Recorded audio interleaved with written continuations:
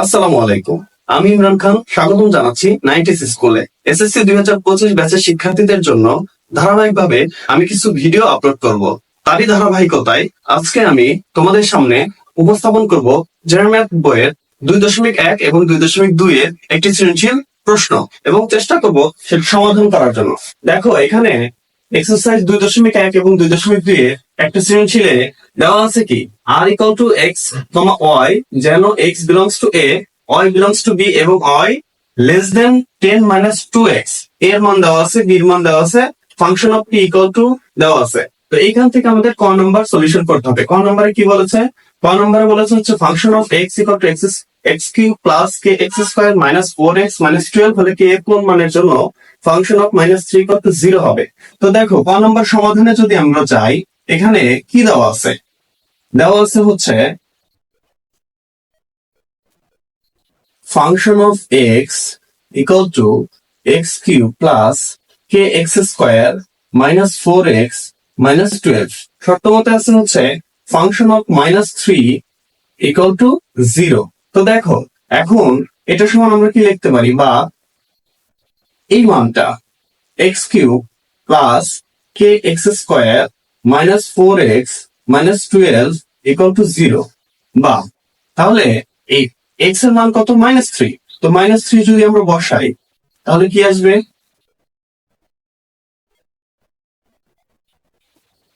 -3 minus 12 equal to 0। তাহলে দেখো এখানে -27 আসে ঘন করলে, এখানে আসে প্লাস 9 কে বর্গ করলে প্লাস 3 4 12 মাইনাস 12 ইকুয়াল টু 0। তাহলে দেখো, বা 9 কে ইকুয়াল টু 27। দেখো 12 থেকে 12 বাদ দিলে 0, এই -27 কে এই পাশে নিয়ে আসলাম, প্লাস 27 হয়ে গেল। এখন দেখো কে এর মান কত আসে? 27 ভাগ 9, অতএব কে ইকুয়াল টু কত? K equal to 3। 9 দিয়ে কাটলে 3 9 27, অর্থাৎ কে ইকুয়াল টু 3। এই কে এর মান 3 এর জন্য আমাদের মান হবে হচ্ছে ফাংশন অফ -3 ইকুয়াল টু 0 হবে। আশা করি তোমরা ক নম্বর বুঝেছ। এবার দেখো এই সৃজনশীলটা খ নম্বরে কি বলেছে? খ নম্বরে বলেছে আর অন্যায়টিকে তালিকা পদ্ধতিতে প্রকাশ করে এর ডোমেন ও রেঞ্জ নির্ণয় করো। দেখো এখানে ডোমেন ও রেঞ্জ নির্ণয় করতে হলে আমাকে প্রথমে দেখতে হবে কি কি ক্লু দেওয়া আছে। এখানে দেখো খ নম্বরের জন্য দেওয়া আছে, দেখো খ নম্বর সমাধান দেওয়া আছে, দেওয়া আছে আর অন্যটি কি দেওয়া আছে? এক্স ওয়াই যেন X belongs to A, comma Y belongs to B এবং Y less than 10 minus 2x। দেখো Y less than 10 minus 2x এর অর্থ হচ্ছে এই ওয়াই এর মান 10 মাইনাস 2x করলে যে মানটা আসবে সেই মানের চেয়ে অবশ্যই ছোট হতে হবে। তাহলে সেই মানটা আমরা কি করব? সেই মানটা আমরা গ্রহণযোগ্য হিসেবে বিবেচিত করব। এবং দেওয়া আছে দেখো a equal to 1 3 5, b equal to দেওয়া আছে 2 4 7। দেখো এখন a ও b কে যদি আমরা গুণ করি তাহলে দেখো এখান থেকে আমরা কয়েকটা মান পাবো, 1 3 5। কেন গুণ করব? কারণ হচ্ছে যেহেতু এখানে x কিংবা y এর মান দেওয়া নাই, সেজন্য আমরা a এবং b কে গুণ করব যাতে আমরা এখান থেকে নির্দিষ্ট কিছু মান পাই, যেটা আমরা রেঞ্জ এবং ডোম হিসেবে ব্যবহার করতে পারবো।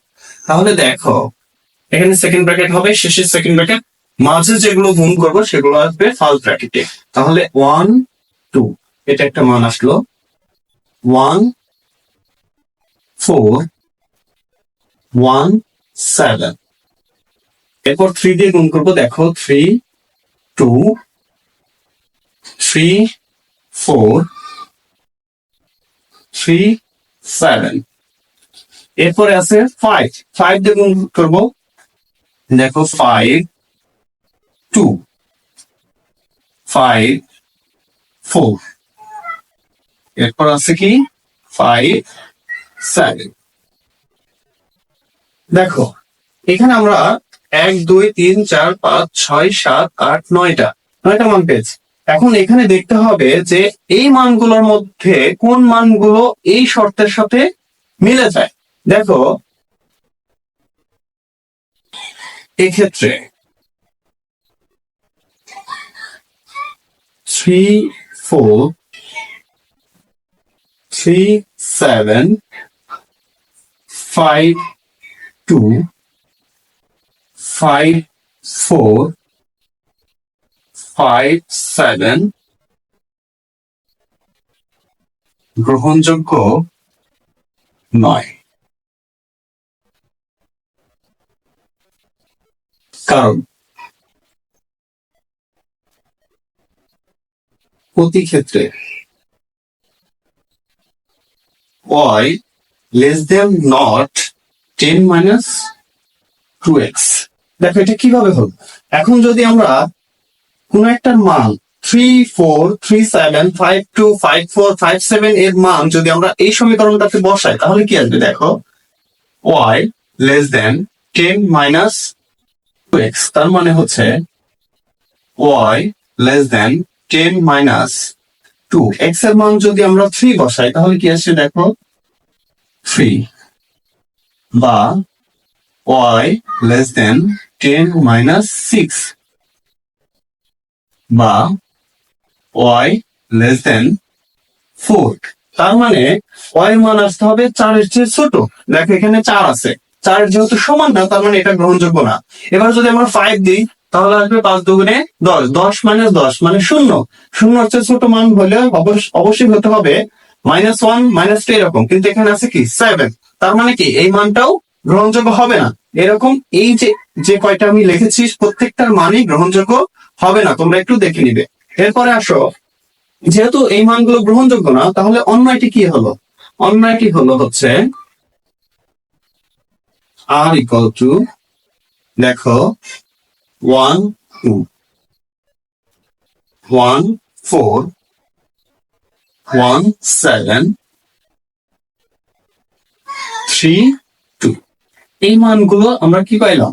গ্রহণযোগ্য মান পাইলাম। তাহলে আমরা জানি কি ডোমের ক্ষেত্রে প্রথম মানগুলো হচ্ছে ডোম এবং শেষের মানগুলো হচ্ছে রেঞ্জ। একই জাতীয় মান যদি এক বা একাধিক থাকে তাহলে সেক্ষেত্রে আমরা একটা নিব আর বাকিগুলো নিব। তাহলে এখান থেকে আসি ডোম আর equal to 1 3, range r equal to 2 4 7। এটা আনসার একটা, এটা একটা আনসার। এই হচ্ছে খ নম্বরের সলিউশন। আশা করি তোমরা সবাই বুঝেছো। এরপর আমরা কি করব? গ নম্বরের সলিউশন করব। গ নম্বর সলিউশন করতে হলে দেখো কি কি দেওয়া আছে। এখানে দেওয়া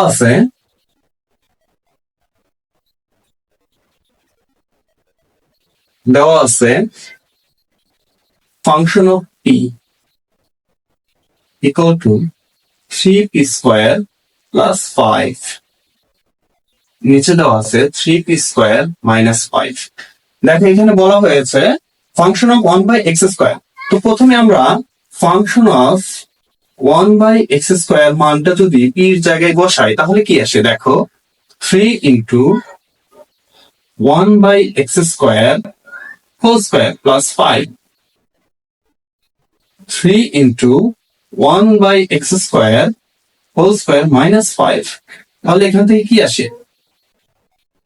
বা function of 1 by x square equal to, দেখো 3, 1 কে বর্গ করলে 1, x square কে বর্গ করলে x to the power 4 divided, এখানে উপরে ছিল প্লাস 5, এখানে আসবে হচ্ছে 3 into 1 by x to the power 4 minus 5। তার মানে হচ্ছে function of 1 by x square equal to 3x to the power 4 plus 5 divided 3x to the power 4 minus 5। এখন দেখো এটাকে যদি আমরা লসাগু করি তাহলে কি আসে? দেখো উপরে একটা লসাগু করলে আসবে হচ্ছে x to the power 4, আমাদের লসাগু আসে x টু দি পাওয়ার 4 দ্বারা x টু দি পাওয়ার 4 কে ভাগ করলে 1 3 plus 5 x to the power 4। নিচে যদি আমরা লসাগু করি x টু দি পাওয়ার 4 আসবে, আমাদের এখানে আছে 3 minus 5 x to the power 4। এখন দেখো এই মানটাকে যদি আমরা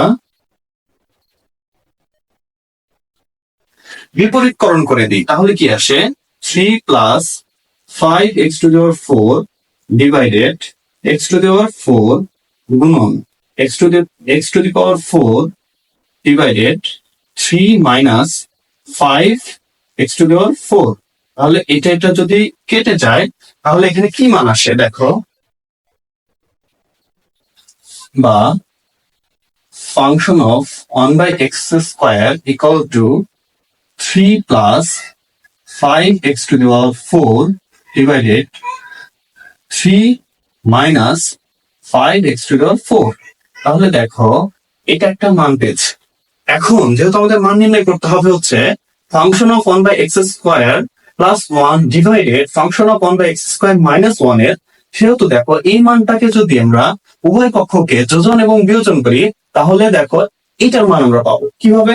তাহলে দেখো এখানে function of 1/x square plus 1 divided function of 1/x square minus 1 equal to 3 plus 5 x to the power 4 plus 3 minus 5 x to the power 4 divided দেখো 3 plus 5 x to the power 4 minus 3, এই মাইনাসে কি হয়ে যাবে plus 5 x to the power 4।